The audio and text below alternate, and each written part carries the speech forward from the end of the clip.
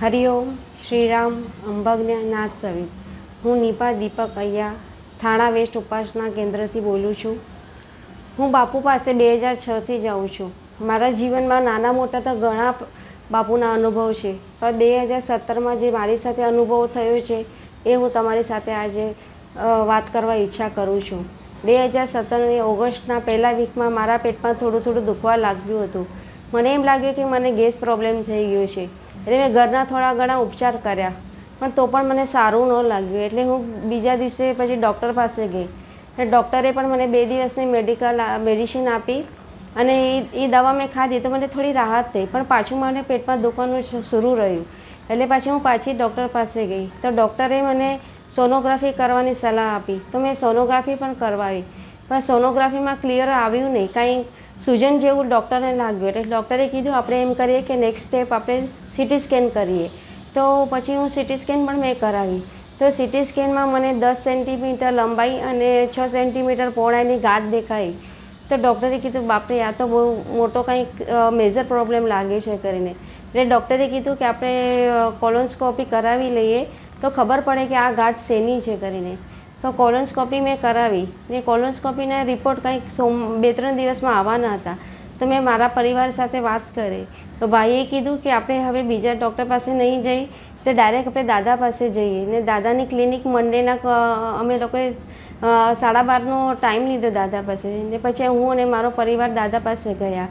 દાદાએ રિપોર્ટ જોયા અને મને કીધું તમે જરા પણ ચિંતા નહીં કરો, હું તમને બેસ્ટમાં બેસ્ટ ડૉક્ટર આપીશ કરીને. એમ કે દાદાએ મને કીધું તમે બહાર જઈને બેસો. તો હું બહાર જઈને બેઠી. ને દાદાએ પછી પરિવાર સાથે વાત કરી અને પછી અમને જસલોકમાં ડૉક્ટર પ્રજેશ ભુટ્ટા પાસે મોકલ્યા. ડૉક્ટર પ્રજેશ ભુટ્ટા પાસે મારો અપોઇન્ટમેન્ટ હતી ત્યારે હું બહાર બેઠી હતી. તો ભાઈએ આવીને મને કીધું કે મને તને એક વાત કરવાની છે કે તને આવી રીતના કોલોન કેન્સર છે. તો 5 મિનિટમાં તો હું એકદમ સ્તબ્ધ થઈ ગઈ. મને થયું કે શું થઈ ગયું મારી જિંદગીમાં, આટલી ઉથલ પાથલ કેમ થઈ ગઈ. પણ મને મારા બાપુ અને આઈ દાદા અને ચંડિકા પર પૂરો વિશ્વાસ હતો કે બાપા મારી સાથે છે તો કાંઈ મારી સાથે ખરાબ થવાનું નથી. બાપાએ હંમેશા મને સંભાળ્યું છે તો આગળ પણ મને સંભાળશે જ. તો પછી અમે લોકો અંદર ગયા તો ડૉક્ટર પ્રજેશ ભુટ્ટાએ બધા રિપોર્ટ જોયા. રિપોર્ટ જોઈને એ પણ પોતે પણ સ્તબ્ધ થઈ ગયા કે તમને આટલું જલ્દી તમે કેવી રીતના આવ્યા. આ કોલન કેન્સરમાં બધા મારી પાસે 2nd સ્ટેજ 3rd સ્ટેજમાં આવે છે ને અમે કાંઈ એની પછી કરી શકતા નથી કરીને. તો મેં કીધું અમે બધા પરિવાર એક સાથે બોલ્યા કે આ તો અમારા બાપુની કૃપા છે કે બાપુ અમારી પાસે બધું કરાવી લીધું ને દાદાની કૃપાથી અમે અહીંયા પહોંચી આવ્યા કરીને. પછી ડૉક્ટર પ્રજેશ ભુટ્ટાએ અમને 2 ઓપ્શન આપ્યા કે એક તો આમાં સર્જરી બી થઈ શકે છે અને એક કેમો પણ થઈ શકે. તમે શું પહેલાં કરવાની ઈચ્છા રાખો છો? તો અમે લોકો પરિવારવાળાએ સર્જરી કરવાની ઈચ્છા કરીને ને એ કહેવા માટે અમે દાદા પાસે પાછા ગયા કે અમે લોકો સર્જરી ગુરુવારના બાપાનો દિવસ છે તો અમે લોકો ગુરુવારના સર્જરી કરશું કરીને. તો દાદાએ બહુ ખુશ થઈ ગયા. દાદા 2 હાથ ઉપર કરીને કીધું કે અત્યારે તો પૂર્ણપણે બરાબર હોનાર, તમે જરા આજીબાત ચિંતા કરું નકા. અને ત્યાં પોરસીએ પણ અમને સારો સહકાર આપીને અમને બહુ સહાનુભૂતિ બતાવીને અમને મદદ કરી. પછી મારા સર્જરીના દિવસે અમે લોકો મારું ઓપરેશન હતું તે દિવસે હું ઓપરેશન થિયેટરમાં હતી ને તો ત્યાં ડૉક્ટર દાસ, ડૉક્ટર પ્રજેશ ભુટ્ટા અને 2-3 બીજા ઘણા બધા ડૉક્ટરો હતા. તો ડૉક્ટર દાસ આવીને મને સીધું કીધું કે તમને ડૉક્ટર અનિરુદ્ધ ધરે જોશીએ મોકલાવી છે. ખતમ, વાત ત્યાં જ પૂરી થઈ ગઈ. જ્યાં બાપા જ આપણે ઓપરેશન કરવા માટે આવ્યા ને તો શું ડરવાની વાત છે કરીને. તો મારું ઓપરેશન સરસ વ્યવસ્થિત થઈ ગયું, પણ મને હજી કેમોની જરૂર હતી એટલે 6 કેમો કરવાના બાકી હતા. તો અમે પાછા દાદા પાસે ગયા તો દાદાએ અમને કીધું કે તમને હું રહેવાનું મારું થાણામાં હતું એટલે જસલોક મારે બહુ દૂર થતું હતું. એટલે દાદાએ મને સજેસ્ટ કર્યું કે તું જુપિટર હોસ્પિટલમાં તારી પાસે થતું હોય તો ત્યાં કોઈ ડૉક્ટર પાસે કરાવી લે.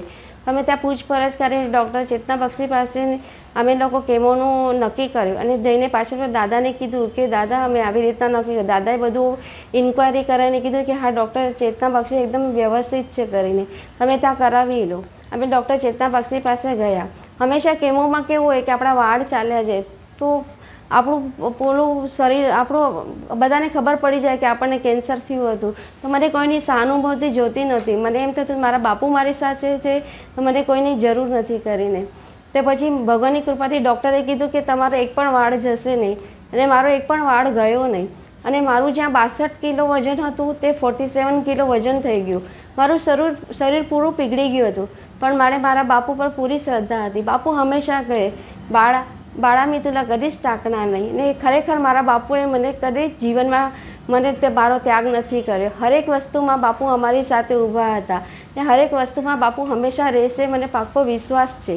અમારા પરિવારમાં જ્યારે બી કાંઈ બી થાય તો અમે લોકો નાના છોકરાથી કરી બધા મોટા હંમેશા અમે એમ જ કહીએ, બાપુ છે ને, બાપુ હંમેશા જે એમને સારું લાગશે એ જ કરશે.